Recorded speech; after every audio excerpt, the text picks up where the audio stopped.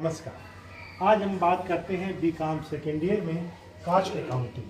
Cast accounting में ये second part है किसका, overhead machine hours rate. Topic इसका क्या है, ओवरहेड मशीन आवर्स। जैसा कि हमने पिछले वीडियो में आपको बताया, मशीन आवर्स रेट क्या है।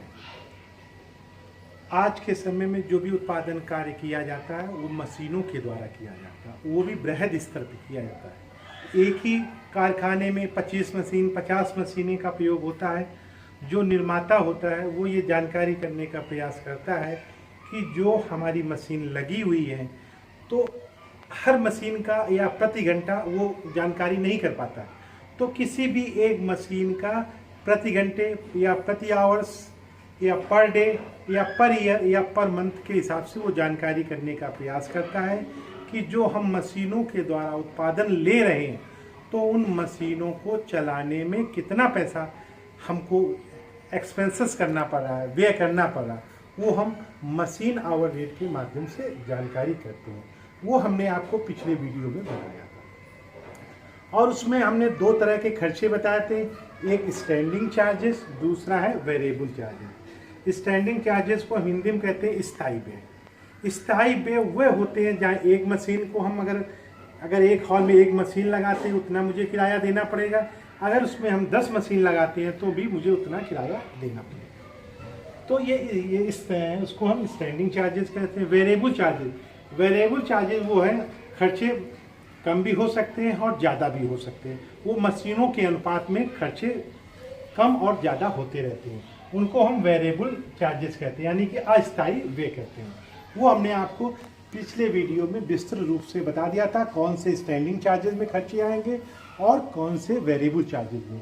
हम आज आपको सेकेंड पार्ट में एक क्वेश्चन के माध्यम से, कोई एक मशीन है तो एक क्वेश्चन के माध्यम से मशीन है, उसको प्रति घंटे उसको चलाने में कितना कॉस्ट आ रहा है, तो वो आज हम उस क्वेश्चन के माध्यम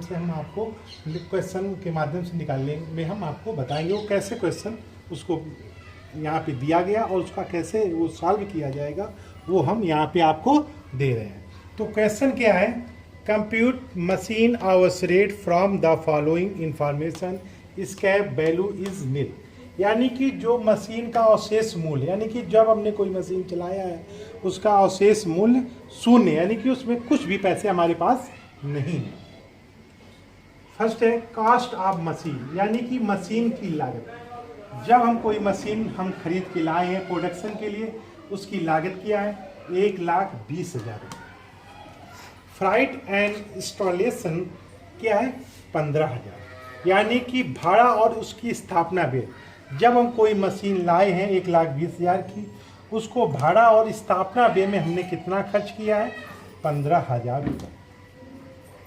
वर्किंग लाइफ, यानी कि उसका जीवन काल कितना है, 10 ईयर, यानी कि जो ये मशीन लाए हैं इसका जो जीवन काल है वो 10 ईयर है।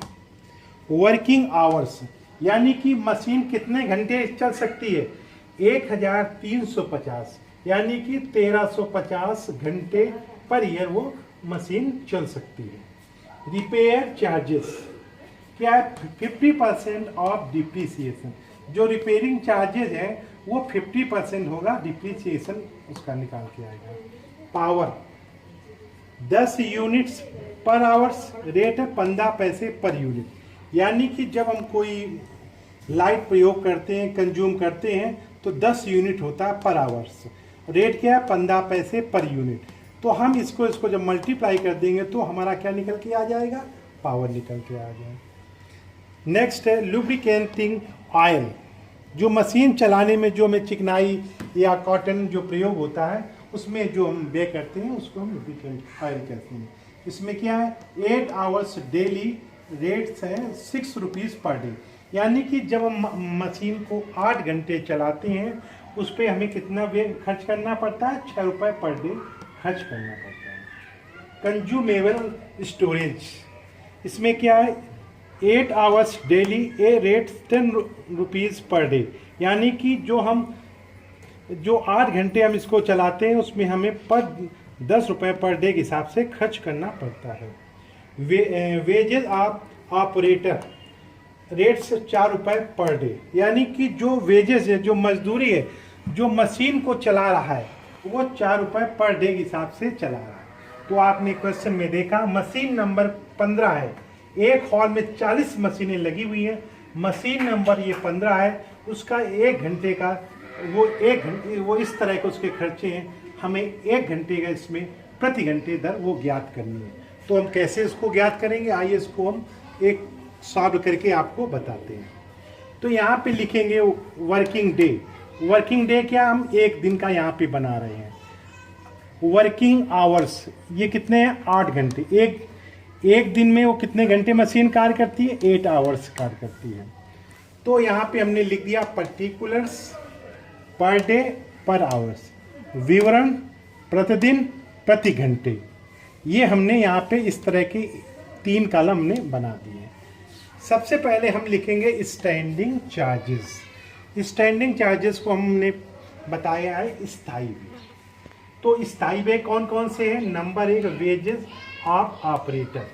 जब हम मशीनों के द्वारा कार्य लेते हैं और उस पर जो ऑपरेट करता है, वेजेस मीन्स मजदूर जो उसको ऑपरेट कर रहा है, वेजेस ऑफ ऑपरेटर, वो प्रतिदिन उसके कितना उसको रुपये में देना पड़ता है, 4 रुपये प्रतिदिन के हिसाब से देना पड़ता है। नेक्स्ट है कंज्यूमेबल स्टोरेज। जो हम स्टोरेज का प्रयोग कर रहे हैं वो हमें प्रतिदिन के हिसाब से कितना देना पड़ रहा है, 10 रुपये। नेक्स्ट है लुब्रिकेटिंग ऑयल। जब हम एक दिन मशीन चलाते हैं 8 घंटे में, तो हमें चिकनाई और कॉटन के लिए हमें कितना पैसा उसमें खर्च करना पड़ता है, 6 रुपये। तो इस तरह के जो भी हमारे ये 3 व्यय हैं वो स्टैंडिंग चार्जेस के अंतर्गत आते हैं। तो ये स्टैंडिंग चार्जेस के अंतर्गत आते हैं। तो हमने यहाँ पे इन तीनों को ऐड किया, तो इनको जब हमने जोड़ा इसका टोटल हुआ, टोटल स्टैंडिंग चार्जेस, यानी कितना हुआ, टोटल रुपये हो गया 20 रुपये। क्योंकि क्वेश्चन में प्रति घंटे के हिसाब से निकालना है, तो यहाँ पर डे के हिसाब से कैसे निकालेंगे, स्टैंडिंग चार्जेस पर आवर्स, यानी कि ये जो हमारा ये टोटल आया है ये पर डे यानी कि 8 घंटे का है और हमें निकालना है 1 घंटे का। तो ऊपर ये क्या लेंगे, 20 रुपीज़ वहाँ ऊपर रख देंगे अपॉन 8 आवर्स।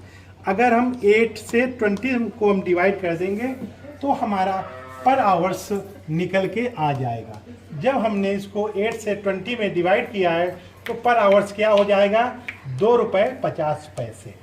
यानी कि जो स्टैंडिंग चार्जेस हमारा निकल के आ रहा है 1 घंटे का 2 रुपये 50 पैसे निकल के आ रहा है।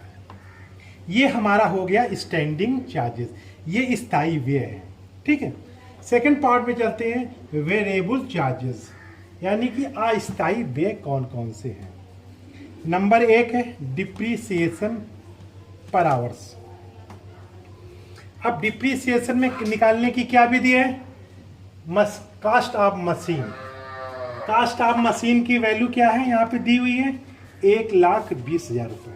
तो यहाँ पे हमने क्या किया है, 1,20,000 रुपये वो कर दिया, प्लस ये फ्राइट एंड इंस्टॉलेशन चार्जेस, ये क्या है 15,000 रुपये। यानी कि जो फ्राइट एंड जो इसका भाड़ा है और स्थापना व्यय है वो हम क्या करेंगे, यहाँ पे इसको ऐड कर देंगे अपॉन वर्किंग लाइफ क्या है 10 ईयर्स, मल्टीप्लाई वर्किंग आवर्स क्या है 1,350। तो यहाँ 1,350 यहाँ रख दिए। यहाँ पे डिप्रिसिएशन में एक और हमें ध्यान रखना है, तो जो हम मशीन की कास्ट होती है प्लस फ्राइट होती है माइनस अगर स्क्रैप वैल्यू होता है, यानी कि उसका अवशेष मोल होगा, तो उसको हम यहाँ पे माइनस कर देंगे। अगर फ्राइट है तो हम उसको यहाँ पे जोड़ देंगे, और अपॉन वर्किंग जो आवर्स है यहाँ पे हमने लिख दिया, और वर्किंग जो आवर्स है हमने यहाँ पे लिख दिया। जब हमने इसका कैलकुलेशन किया है तो हमारा कैलकुलेशन में पर आवर्स क्या निकल के आ गया 10 रुपीज़, यानी कि 10 रुपये ये निकल के आ गया है। नेक्स्ट है रिपेयर्स चार्जेस पर आवर्स। रिपेयर चार्जेस इसने कहा डिप्रिसिएशन कंज्यूमेबल स्टोर्स का निकालेंगे, इसका 50%। यहाँ पे 10 रुपीज़ दिया हुआ है, 10 रुपीज़ 50 अपॉन 100 जो क्वेश्चन में यहाँ पे दिया हुआ है। तो इसका जब हम 50% निकालेंगे तो ये 5 रुपये पर आवर्स इसका निकल के आ जाएगा। नेक्स्ट है पावर पर आवर्स। पावर पर आवर कैसे निकालेंगे हम? यहाँ पे पावर के विषय में क्या दिया गया हुआ है?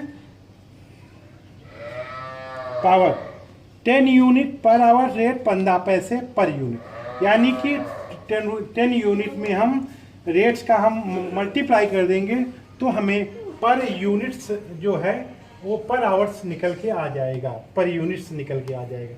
जब हमने इसको इससे मल्टीप्लाई किया तो पर आवर्स क्या हो गया? 1 रुपये 50 पैसे। अब इस तरह के जो खर्चे हो गए ये वेरिएबल चार्जेस में आ गए और ये स्टैंडिंग चार्जेस में। अब हम क्या करेंगे? अब हम, क्योंकि क्वेश्चन में हमें पर आवर्स के विषय में दिया गया है कि जो एक मशीन नंबर 15 है इसको पर आवर चलाने में कितना खर्चा आ रहा है, तो हम इन्हें ये पर आवर्स में निकाला। अब इसका हम ग्रांड टोटल कर लेंगे। तो हम जब इसका ग्रांड टोटल करेंगे तो ये ग्रांड टोटल आएगा 19 रुपये। तो यहाँ पे क्या होगा? मशीन आवर्स रेट, यानी कि मशीन नंबर 15 को चलाने में तो 1 घंटे में उसकी कास्ट क्या आती है? 19 रुपये। तो इसलिए निर्माता को ये जानकारी हो जाती है कि 1 घंटे में मशीन को चलाने में कितना व्यय हो रहा है। तो ये निर्माता को इससे ये जानकारी हो जाती है कि मशीन आवर्स रेट क्या है। तो इस तरह से कोई भी निर्माता है अगर मशीन आवर्स के रेट के विषय में अगर जानकारी करता है तो वो भी किसी की भी अपनी मशीन की जो उसकी चल रही है पर आवर, पर घंटे, पर मंथ, पर ईयर, इस तरह से वो कैलकुलेशन के माध्यम से वो अपने मशीन आवर्स रेट के विषय में वो जानकारी कर सकता है मशीन आवर रेट के माध्यम से। तो आपने ये देखा ये क्वेश्चंस है, इसको कैसे ये सॉल्व किया गया है। इसको एक स्टैंडिंग चार्जेस होता है, स्टैंडिंग चार्जेस में ये वेजेस आ गया, कंज्यूमेबल आ गया, लुब्रिकेंट आ गया, ऑयल्स, जो इस तरह के जो खर्चे होते हैं वो स्टैंडिंग चार्जेस में होते हैं। दूसरा है वेरिएबल चार्जेस में होता है, डिप्रिसिएशन आता है, रिपेयर्स आता है और पावर आता है, स्टीम एंड वाटर आता है। जो क्वेश्चन में दिया हुआ होता है वह वेरिएबल चार्जेस में आते हैं। क्वेश्चन के आधार पर इसको हम सॉल्व कर लेंगे और जो हमारा ये आएगा, अगर क्वेश्चन में दिया पर आवर्स दिया हुआ तो पर आवर्स निकाल देंगे, अगर पर डे दिया है तो पर डे निकाल देंगे, जैसा कि क्वेश्चन में दिया हुआ है उस आधार पे हम वो निकाल देंगे। यहाँ पे पर डे पर आवर्स दिया गया है तो मशीन पर आवर्स निकाल दिया 19 रुपये, यानी कि मशीन नंबर जो 15 है उसको 1 घंटे चलाने में जो व्यय हो रहा है, जो एक्सपेंसेस आ रहा है वो 19 रुपये आ रहा है। तो इस तरह से हमने ये क्वेश्चन को इस तरह से सॉल्व किया है। तो अब इसका जो नेक्स्ट क्वेश्चन है फिर हम आपको नेक्स्ट क्वेश्चन लेके फिर हम आएंगे। तब तक के लिए नमस्कार।